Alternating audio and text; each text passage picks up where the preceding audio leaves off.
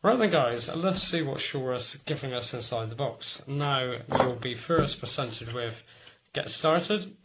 Now that is just a simple thing to let you know to charge your devices before you use them, which is all common sense to me. Maybe it's not for some, but it is for me. Now you are firstly presented with a product safety and warranty information booklet. Lots of mumbo jumbo in this one, but hey ho. Now you will also get a quick start guide, which is just the basics on how to get started. So that might be helpful to some of you guys out there. And for the prize of the prizes, you are presented with a nice wrap case that Shure have given you, which I think is quite sensible. Now inside this case, you will have not just one USB Type-C to USB Type-C cable, but you will have two. Now one is for charging your microphones up with, and the other one is to connect your camera to your receiver with. So let's put them to one side. Now you will also get a TRS jack to a TRS jack for your camera. So any of you guys out there with cameras, you will be able to use this straight off the bat. Now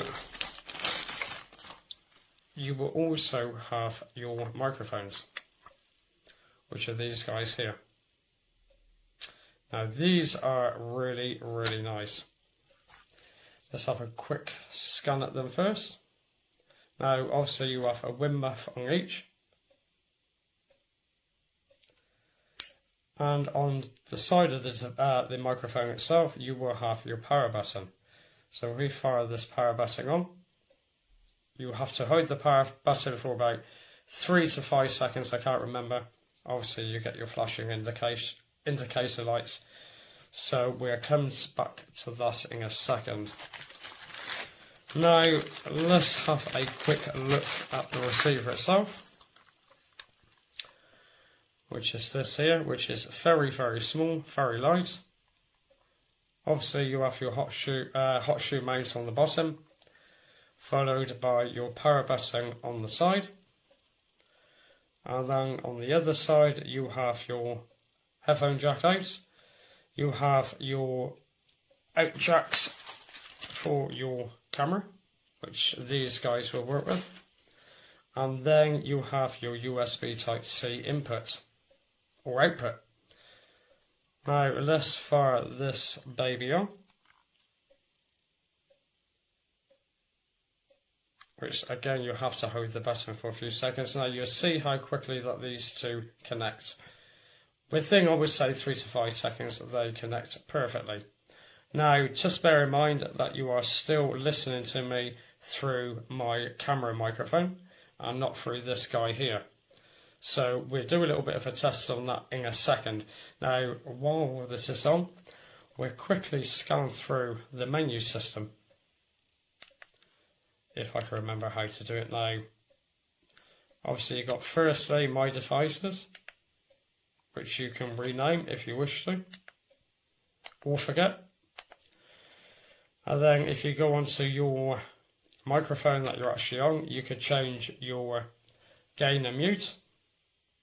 And at the moment it is at a decibel plus 15. And obviously down below you have your mute.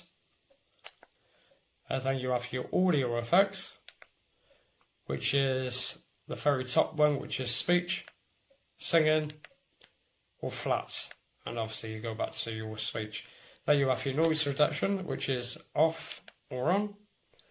And then you have your high pass, which you can either have it off or at 75 Hz or at 150 Hz. Then you have your compressor, which is light, medium, heavy, or off. So right then, now let's quickly fire this microphone up just so that you can have a little listen to it. Right then guys, and now the microphone is now on, so you will have some form of idea in what it sounds like. And what I should do is I should quickly run through this guide with you while I talk, just in case any of you guys want to pause and have a look, and you could get the gist of what you're buying. Now everything on this is quite straightforward. But as you can hear, the sound should be coming through nice and clear. A lot clearer than it was with my camera microphone anyhow. And there is your receiver setup little bit of knowledge. And also your microphone LED behaviors and also charge case LED behaviors as well. So right then, now let's quickly run outside. And we'll give this a little test outside and see what sort of distance that these guys will get before they start breaking up. So I'll catch you in a second. Right then guys, this is a quick test with the Shure MoveMic-Receiver kit. Now firstly, what I'm going to do, I'm going to go to the bottom of my garden, which is bang on 45 feet. And then I should be cheeky, I should climb over my neighbour's fence, or my fence should I say. And I shall end up over the other side, which is double the distance to the bottom of my garden. So that effectively should be around about 80 to 90 feet away once I'm over there. So let's crack on and give it a go. So I'm going to be facing away from the camera, as you can see. Hopefully this is still sounding tickety-boo. So I'm going to face away. And now I shall head over to the other side of the garden. Let's see if I can impale myself on this fence, because I am a little bit of a short ass, I will be honest. Now, once again, I'm still facing away. Now, this should be around about 80 to 90 feet away. Now, I'm going to do it so obviously you guys can see me, which is there. I should have a little flag or something. Now, hopefully, this is coming out nice and clear, or I'm hoping it is. So let's see how this little Shure MoveMic performs. And oh, I do need to have longer legs. I'm too short.